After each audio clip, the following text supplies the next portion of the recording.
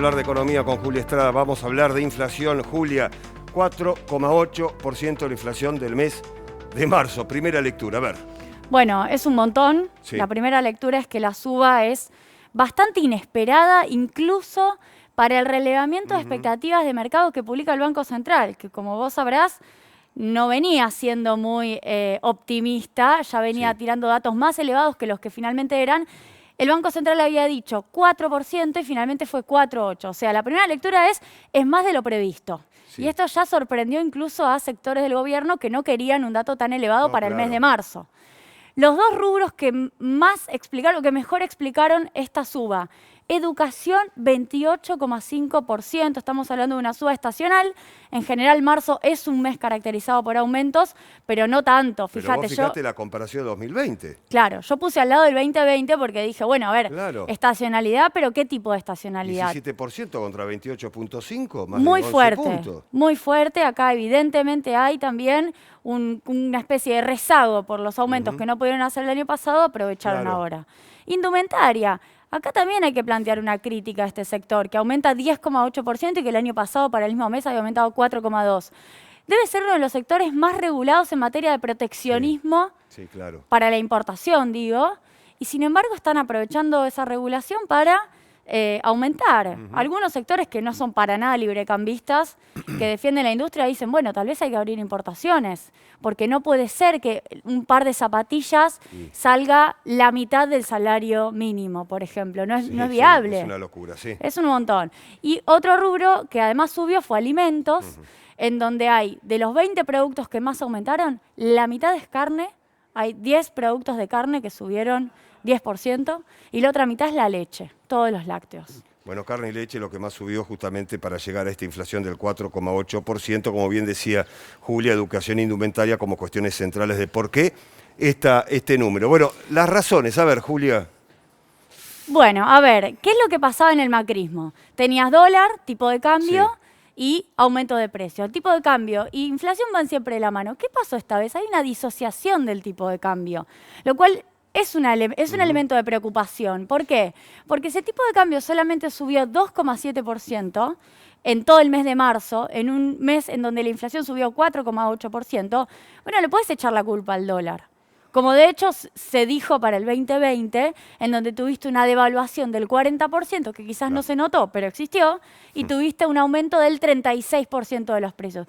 Bueno, acá el responsable no es el dólar, al contrario, el gobierno lo está usando de ancla. Se dice ancla cuando decís, bueno, lo plancho para que no me explique los precios. Lo dejo estático. Tampoco los salarios parecen ser la explicación. Sabemos que hay obviamente paritarias que se están pagando en el mes de marzo, que están mejorando por adquisitivo, pero no hay una explicación acá. Evidentemente hay un tema con los alimentos que no logra resolverse, que no tiene que ver ni con los salarios ni con el dólar. Sí, porque siguen aumentando, esta es la verdad. Es que, a ver, está los precios cambian de semana tras semana, Esto es así. Pero es que ellos lo dicen. Está la Copal de Funes de Rioja diciendo, estamos en contra del etiquetado, estamos en contra de que nos pidan información, estamos en contra de precios máximos. AmCham, la Cámara de Comercio de Estados Unidos, dijo, estamos en contra de los precios máximos. Tenés una actitud empresarial que no quiere esto, y a mí me parece que hay que poner el foco ahí. Y además, bueno, los estacionales que te mostré antes son una explicación. Bueno, seguimos repasando datos que tienen que ver con la inflación, herramientas justamente para bajarla. Porque claro, nos deben estar escuchando y deben decir, ¿y qué hacemos? Claro, ¿cómo se baja? ¿Cómo se baja?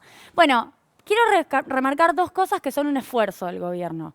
El ancla cambiaria, verdaderamente, de evaluar este año, supongamos, un 25% si se cumple, está por debajo de la perspectiva inflacionaria. Por ende, vos querés que el dólar se aprecie y no sea una razón que impulse los precios. Moderación tarifaria.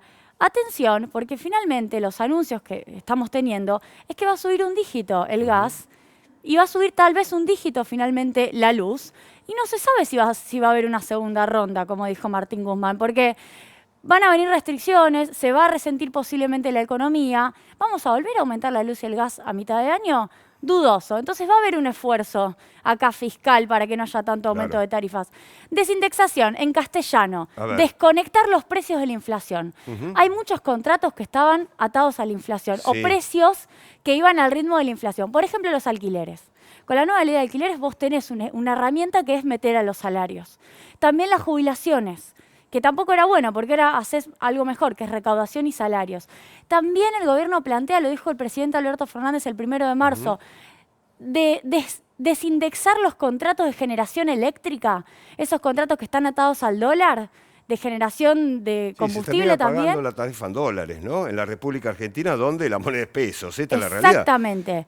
A ver. Desindexar es algo que hoy no se nota, Sí, no sí. lo podemos ver, pero dentro de algunos meses la economía va a funcionar a otro ritmo, distinto al de los precios. Y luego un control coordinado estatal. Esto creo que hace falta todavía, porque la Secretaría de Comercio no tiene tantas herramientas.